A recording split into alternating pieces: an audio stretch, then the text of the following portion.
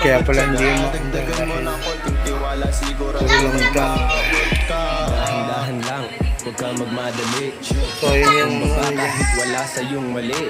Huwag mong isipin kanil lang mga sinasabi. Tignan mo ko chill lang, pakapi-kapi. Tapos sila nai-stress na, wala akong pake. Akala ko laki ang So, buhay ay yun yan. sobrang dali. Pero hindi. Malaki yung chance na board lang ang problem kasi nga nilalam siya. Ikay, parang Yun nga lang, walang kwenta. kung magkano yung board na ganito. Ba ng plano ng Diyos kung ako sa'yo, kailangan mo na rin kumilos. Dahil lahat ng to ay para sa'yo rin.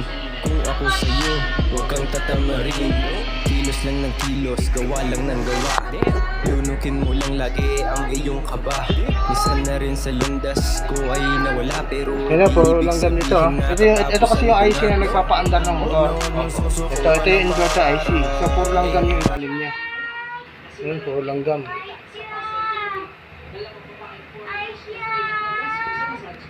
Okay, makikita mo sa video. Oh. Puro langgam.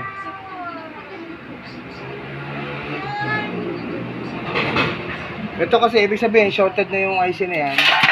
Kaya hindi maandar yung motor mo. Kaya kayo na medyo kumadyot lang siya. So wala kang makukuhang IC niyan. Kaya ibig sabihin buong board talaga ang kailangan palitan dyan. Magkano po kaya ganyan? Canvas natin. Pero yung average na experience ko, average siya. Iba't ibang model. Average niya nasa 5,000. Kasi na-encounter ko na yun sa mga customer, umorder sila online, o yun naman may bumili sa service center, 5,000. Yun yung average na price niya.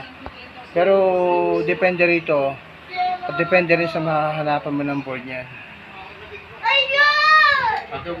Mas maganda pa kung minsan yung totally walang power eh.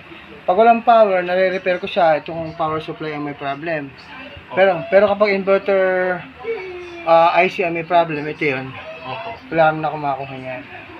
Kaya buong board talaga ang papalitan niya. Talaga.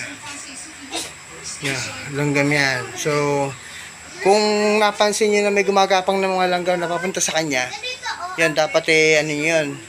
Lagyan niyo. Oo. Huwag niyo hayaan na napupunta ng langgam. Tiniran. Dami na ako na check up na ganyan, na langgam ang sumira.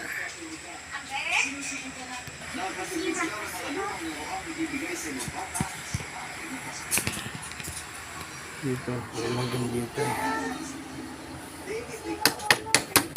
Ayan, pro langgam oh.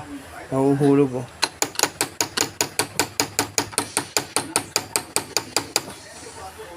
Yung langgam yung loob niya. Ay God! Bawal po!